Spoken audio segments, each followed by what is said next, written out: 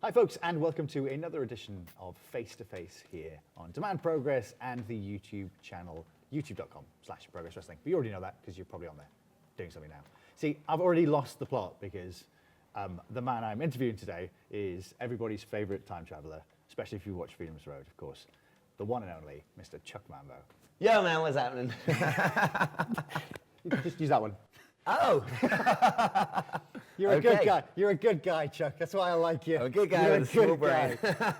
I tell you what, though, I had a load of questions planned today, but we did it like a hashtag Ask Mambo thing on Twitter. Thank you for everyone who sent their things in.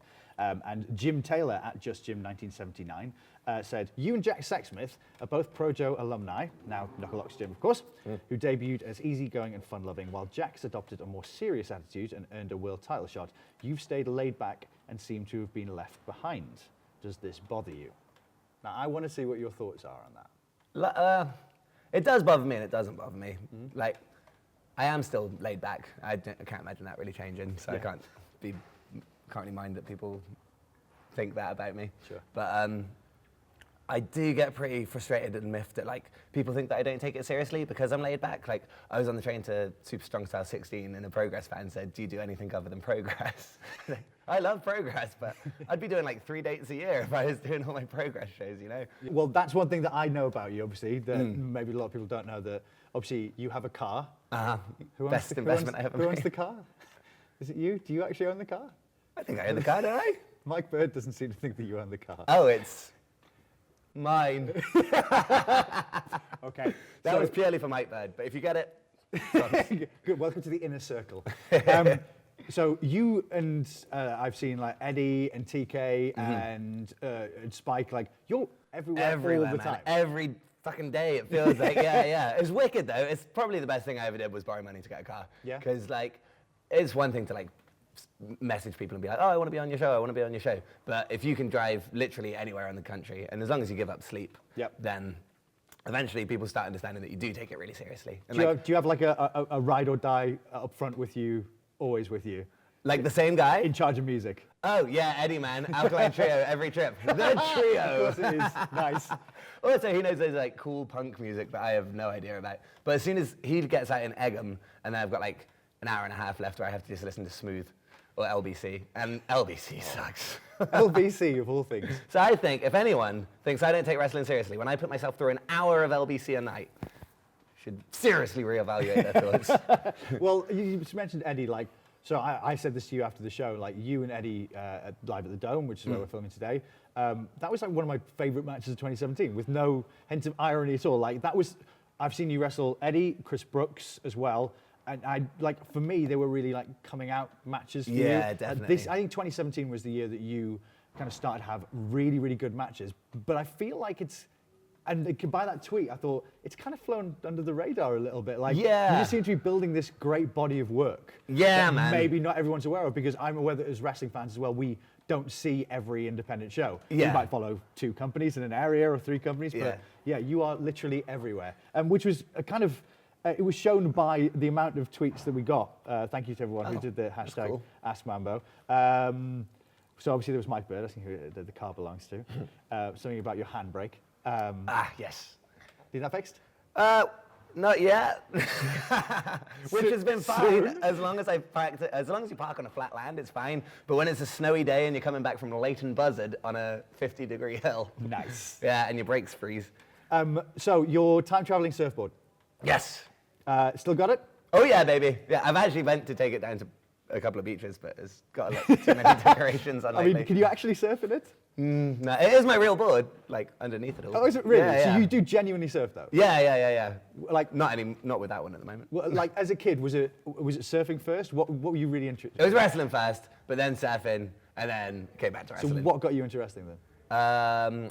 My friend Dan had a Rock and Owen Hart figure set, and I was like, "Ah, sick!" When I was like 5, I was like, "They're cool." Then we went to Woolworths, and I got Kane and Mankind. Yes, Woolworths. Yes. Where I used to get my figures Yeah, too. there's good sets in Woolworths, man. Yeah, and then then I went to a car boot sale, bought a old WWF video, found out Hogan wasn't on it, cried, made them swap it, got WrestleMania 9, which everyone gives grief. But I Hang think it on, was so what, you cried because Hogan won? Because Hogan wasn't on the video. Oh, 'cause Hogan I was wasn't like, on the don't video. give me a video without I was Hogan like, on it. he was a smark when he was a kid. Yeah, so you've still got this, the surfboard. So it was wrestling and then surfing because It's Newquay? like surfing. Yeah.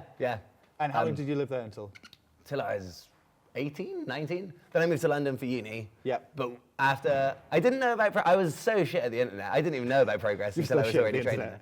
Huh? You're still shit at the internet. Yeah. I'm ashamed. You will never be able to find this video. No, I really won't. How sad is that? But yeah, so you moved 18 for uni and then you found out I found about an amateur wrestling school in Lewisham. So I did that for a year because I couldn't do pro.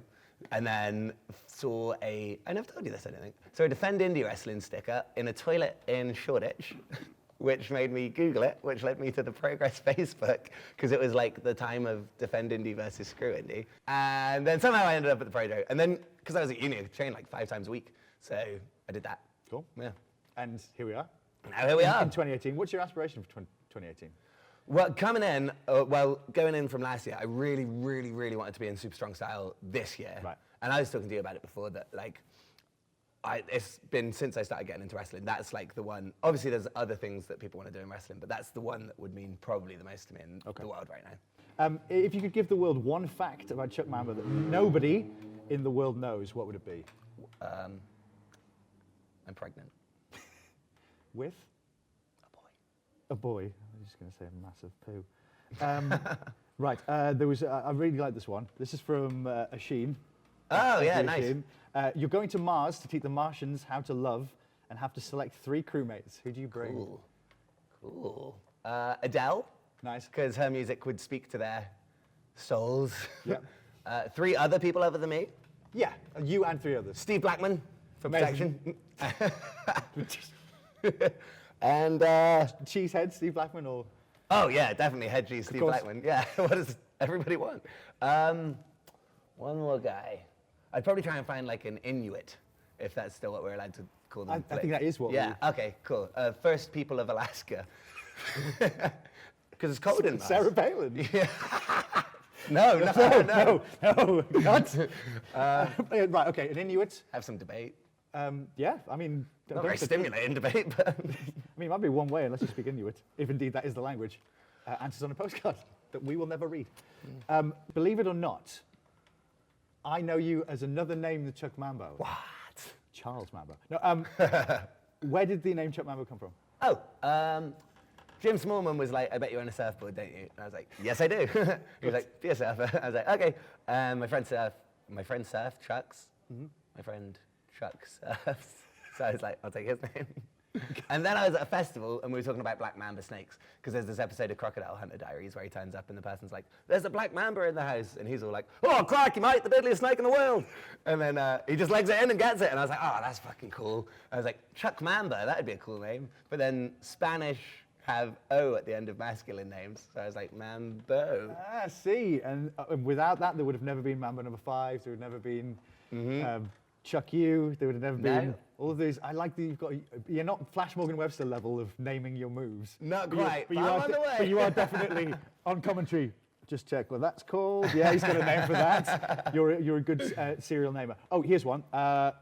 If you could face an opponent, this is from Martin, thank you very much, not Martin _. If you could face any opponent in the world in the main event of Hello Wembley in September, who would it be? So last year I made a list of 3 people that I really wanted to wrestle more than anyone else. Eddie I got to wrestle twice, Gibson I got to wrestle, and the third person is upstairs later or earlier. Rampage. Cool. Yeah, of I course. would kill to wrestle Rampage. Yeah. Right, that's cool. And then he'd kill me. He possibly. Well, not at the moment. You see, a year ago. Yeah, I think like that's if right. if we were talking about like super strong style, super strong style. I'm getting up for you. 2017. Then yes, I think that maybe like if we were on the run into that you were on like the undercards to Ali Pali with Spike Gervais. Yeah. But I know you've mentioned like the super strong style thing before, and I don't agree with that tweet that we read out originally, because I know like how much you work around the country. Yeah, man. I know that you, like having seen you from day dot pretty much. Yeah. Because we've been there since the very beginning to where you are now. I think you've progressed massively, and I think that you're ready to kind of step up into the next kind of the next echelon. There you go. That's for free, kids. Of wrestling. I feel that way actually. Do you? Yeah, like I've been thinking lately, when I get announced in like a big match against someone, there's like buzz online where people are like, "Oh, good luck, Mambo, like you're gonna need it," and like, I really appreciate the support. Yeah, but yeah. like, there's still this view of me, and I sort of have myself to blame because I've done everything to earn this like reputation as a mess about kid that doesn't take it seriously. Yeah. But like, if people could see the amount of work that I've put in the last year and a half to get really fucking good at pro wrestling, like they wouldn't think that I needed like condescending going into a match. I mean, you better be really good at pro wrestling because you're going to be in the Super Strong Style 16 this year. This year? Yes. Fucking serious? For real. Oh man! Oh, dude, that's a fucking best! Oh, brother! Oh man, that was insane. Yeah. I mean, I'm totally ready for it. So, oh, fucking yes. Serious? This wasn't all the setup, but that is. I feel like punked. You just got Oh shit. CM. Punked. Oh Hey, shit. Chuck Mambo punked. Copyright. Hashtag. Oh, I get it now. Yeah, I thought so, it was congratulations. Oh, brother, thank you, man. That's such a fucking buzz.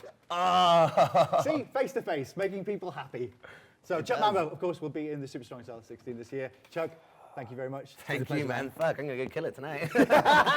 Cheers, man. Nice one.